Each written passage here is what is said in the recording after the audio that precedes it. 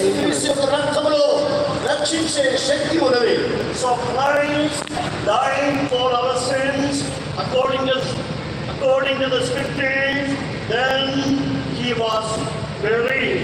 கிறிஸ்துவானவர் வேத வாக்கியங்களின்படி நமது பாவங்களுக்காக மரித்தார் என்று நாம் வாசித்தோம். அதைத் தொடர்ந்து அவர் அடக்கம் பண்ணப்பட்டார். యేసుక్రీస్తు మన పాపముల నిమిత్తమై ఆయన మరణించాడని కొనసాగించి ఆయన ఉత్సాహం చేయబడి లేపబడి లేఖనంలో చూస్తున్నాం. In water baptism we are buried together with the Lord Jesus Christ and are delivered from the nature of sin. தண்ணீர் ஞானஸ்நானத்திலே நாம் கர்த்தராகிய இயேசு கிறிஸ்துவுடனே கூட அடக்கம் பண்ணப்படுகிறோம். இவ்விதமாக பாவ சுபாவத்திலிருந்து நாம் விடுதலையாக்கப்படுகிறோம். ఈ బాప్తిస్మం ద్వారా మన ప్రభువైన యేసుక్రీస్తు కూడా సమాధి చేయబడుతున్నాం. ఇలాగ మనము పాప స్వభావముల నుండి విడుదల పొందుకొనుచున్నాం. When we obey the Lord in the waters of baptism, we receive the grace of God to be delivered from the inherent Adamic nature. நாம் தண்ணீர் ஞானஸ்நானத்திலே கர்த்தராகிய இயேசுவுக்கு கீழ்ப்படிய தீர்மானித்து நம்மை ஒப்புக் கொடுக்கும் போது நாம் சுதந்திரித்ததான அந்த பிடிவாத உள்ள முரட்டாத உள்ள அந்த ஜென்ம சுபாவத்திலிருந்து நாம் விடுவிக்கப்படுகிறோம்.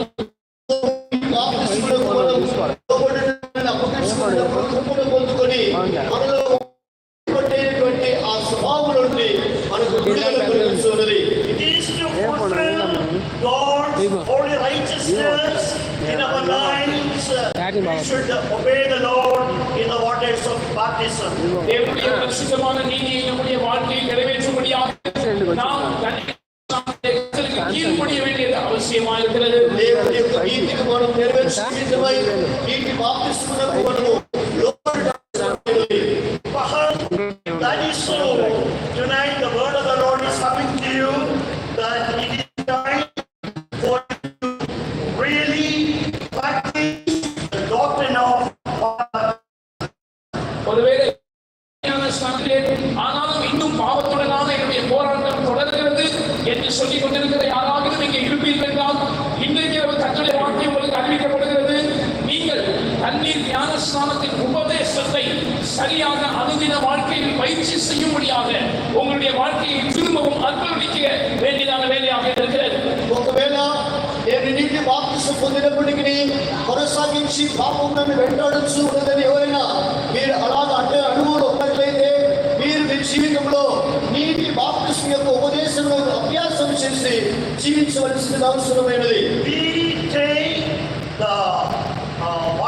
We take water baptism or the current baptism literally once, then daily we should practice the doctrine of baptism. That is how we receive the grace to overcome the nature of sin. நாம் சரியான ஞானஸ்தானத்தை சரியான முழுக்க ஞானஸ்தானத்தை எழுத்தின்படியாக ஒருமுறை தான் பெற்றுக்கொள்கிறோம். ஆனால் ஜென்ம சுபாவத்திலிருந்து விடுதலையாக்கப்பட வேண்டுமானால் தண்ணீர் ஞானஸ்தானத்தின் உபதேசத்தை ஒவ்வொரு நாளும் அன்றாட வாழ்க்கையில் தவறாமல் பயிற்சி செய்ய வேண்டியது அவசியமாயிருக்கிறது. మనము అక్షరానుసారముగా నీటి బాప్తిసం వచ్చిన బాప్తిసాన్ని ఒకసారి మనం పొందుకొనిచున్నాం. అయితే బాప్తిసం యొక్క ఉపదేశములకు ప్రతిదిన మనం అభ్యాసం చేసి లోబడినప్పుడు ఆ యొక్క పాప స్వభావం నుండి విడుదల చేయబడే కృపను మనం పొందుకొనిచున్నాం. There should be a confession that we are dead and buried together with the Lord Jesus Christ. There is tremendous power when we confess. பயிற்சி செய்த அனுபவத்தில் நாம் கிறிஸ்துவோடு மரித்து அடக்கம் பண்ணப்பட்டிருக்கிறோம் என்கிற அறிக்கையும் அனுதினமும் செய்யப்பட வேண்டும். அந்த தேவனுடைய வார்த்தையை நாம் வாயினால் அறிக்கை செய்யும் போது அதை మనము నీటి బాప్తిసంలో ఆ యొక్క సత్యాన్ని మనం అభ్యాసం చేసినప్పుడు నేను పాపములకు మృతి నొందిన దేవుని వాక్యాన్ని ఒప్పుకోవడం చేయగా దాంట్లో అదుపు చేయలేనటువంటి ఒక గొప్ప శక్తి మనలోనే కలుగుతున్నది.